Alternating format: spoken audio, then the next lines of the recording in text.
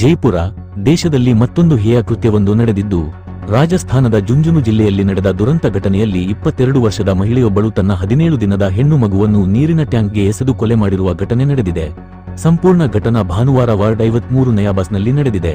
ಪಂಕಜ್ ಸೈನಿ ತಮ್ಮ ಪತ್ನಿ ನಿಶಾ ವಿರುದ್ಧ ಮಗಳ ಕೊಲೆ ಪ್ರಕರಣ ದಾಖಲಿಸಿದ್ದಾರೆ. ಆರೋಪಿ ಮಹಿಳೆಯನ್ನು ಬಂಧಿಸಲಾಗಿದೆ.